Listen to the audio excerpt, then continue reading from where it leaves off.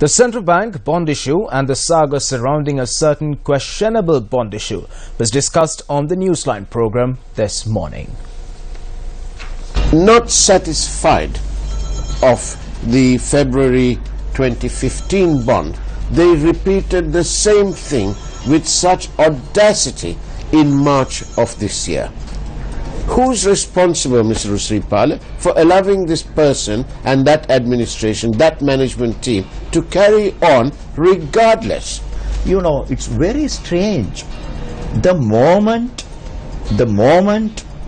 the issue was strong or big enough or important to be considered, to be discussed at the parliament, requiring the Prime Minister to make a special statement in the parliament, followed by the appointment of a committee of inquiry of persons appointed by the Prime Minister.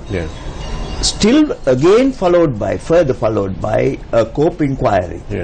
You know, the question of integrity has gone somewhere unseen, because the very first thing that the country expected to see was this person, you know, retiring and then saying that, well, I'm going to quit until these things are at least resolved.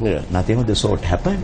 The Auditor General had a table in there in which they listed all the purchases made in the secondary market by none other than the EPF. The total of the purchases on that day against a particular bond was approximately 3.8 billion rupees.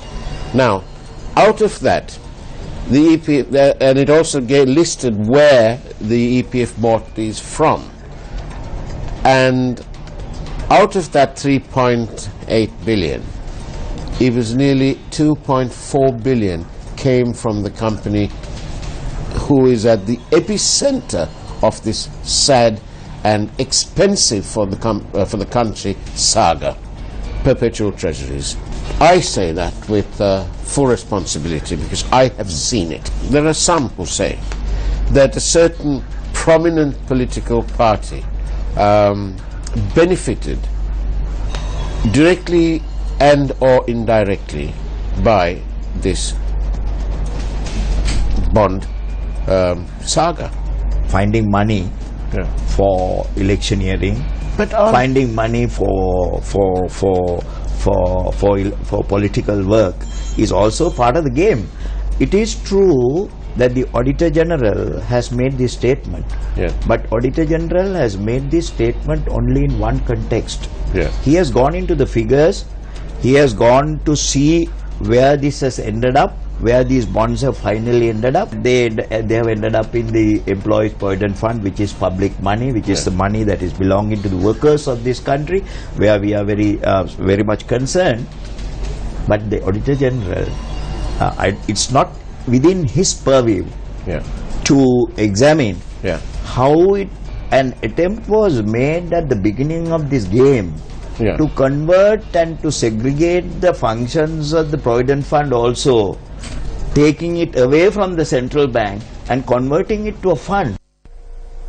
Various views were expressed on Sri Lanka during the UNHRC general debate held yesterday after UN High Commissioner on Human Rights delivered his oral update on Sri Lanka.